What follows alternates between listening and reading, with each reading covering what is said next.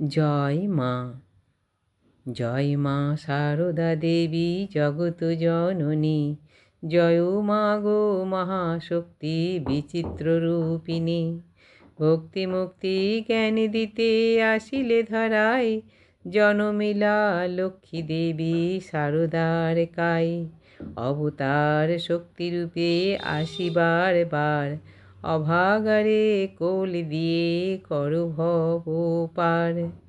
ব্রজেন্দ্র কুমার চট্টোপাধ্যায় বিরচিত শ্রীমা সারদা পুঁথি থেকে আমাদের পাঠ চলছে। আজকের পাঠের বিষয় ঘুষুরি হইতে শ্রীমাতার অন্যত্র গমন। শুনো শুনো শুনো সবে আমার বচন, মাতায় আদিতে মধ্যে অন্তে অনুক্ষণ। ঘুষুরিতে বসবাসে রক্ত আমাশয়ে, ভুগিতে ভুগিতে ক্রমে দেহ যায় ক্ষয়ে। সে কারণ লয় মাকে বরাহ নগরে, গঙ্গার পূরব তীরে ভাড়াটিয়া ঘরে। মালিক ইহার ছিল সৌরেন্দ্র ঠাকুর, সেবাদি চিকিৎসা তথা হয় ভরপুর। রামকৃষ্ণ মঠ অতি সন্নিকটে রয়, সেবার সুযোগ লাগি তথা আনা হয়। পথ্য পরিচর্যা গুণে রোগ উপশমে, এখন লইলা মাকে বলরাম ধামে। কার্তিক মাসেতে মাতা দুর্গা পূজা শেষে, কামার পুকুর হয়ে পিত্রালয়ে আসে।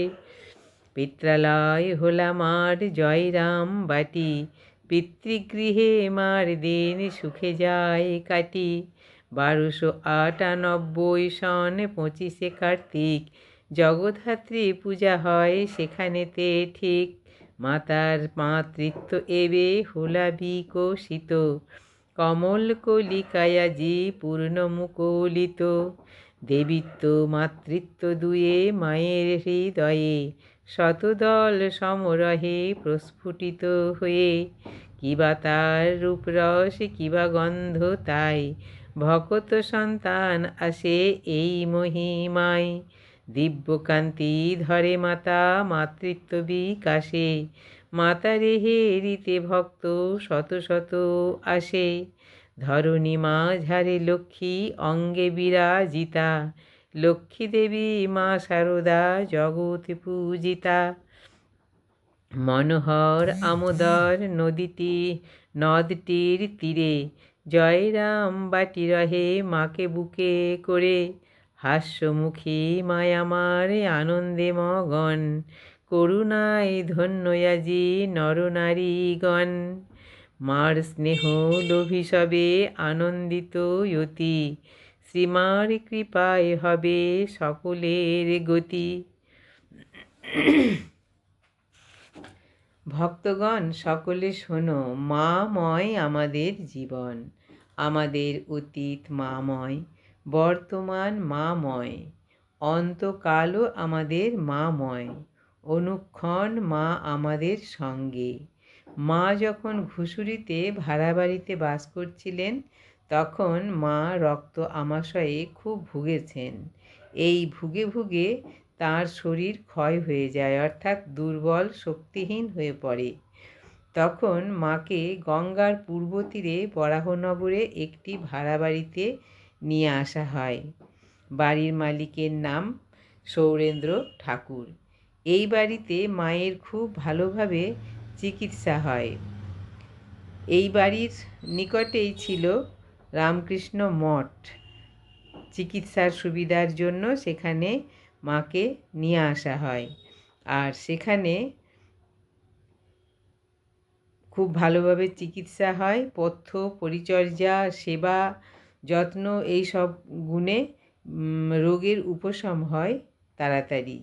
এবার মা কিছুটা সুস্থ হয়ে উঠলে মাকে বলরামবাবুর গৃহে নিয়ে আসা হলো। এরপরে দুর্গাপূজার শেষে কার্তিক মাসে মা কামারপুকুর হয়ে জয়রামবাটি গেলেন। জয়রামবাটিতে আর কিছুদিন পরেই 1298 সনের 25শে কার্তিক ছিল জগদ্ধাত্রী পূজা। এই জগদ্ধাত্রী পূজায় মা অনেক দায়িত্ব পালন করেন, অনেক কাজ করেন, মাকে করতে হয়, অনেক দায়িত্ব নিতে হয়েছে বা দায়িত্ব নেন। এই সময় থেকে মায়ের মধ্যে মাতৃত্বের বিকাশ শুরু হয়। ঠিক যেন কমলকলি পূর্ণ মুকুলিত হলে যে অবস্থা হয়, মায়েরও ঠিক সেই অবস্থা। দেবীত্ব ও মাতৃত্ব দুই মাতার হৃদয়ে তখন শতদল সম প্রস্ফুটিত। পদ্মের রূপ রস গন্ধের মহিমায় যেমন অলিরা ছুটে আসে, তেমনি মায়ের স্নেহ, করুণা, স্নেহ, সেবা, ভালোবাসার মহিমায় ভক্ত সন্তানেরাও দলে দলে সেখানে আসে। দিব্যকান্তিতে মাতার মাতৃত্ব বিকশিত। এই মাতাকে দেখতে ভক্তেরা মায়ের স্নেহের পরশ পেতে শত শত ভক্তদের এখানে সমাগম হয়। লক্ষ্মী দেবী জগৎ পূজিতা। মা শারদা লক্ষ্মী অঙ্গে, লক্ষ্মী রূপে জগৎ মাঝে এসেছেন। মনোহর আমোদর নদের তীরে জয়রামবাটি গ্রাম এই লক্ষ্মীরূপা শারদাকে বুকে করে আগলে রেখেছেন। সদানন্দময়ী হাস্যমুখী মায়ের করুণায় ধন্য আজ নরনারীগণ। মায়ের স্নেহ পেয়ে সকলেই আনন্দিত।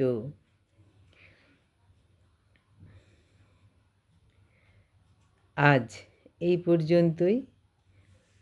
জননীং শারদাং দেবীং রামকৃষ্ণং জগদ্গুরুং পাদপদ্মে তয়োস্থিত্বা প্রণমামি মুহুর্মুহুঃ। জয় মা।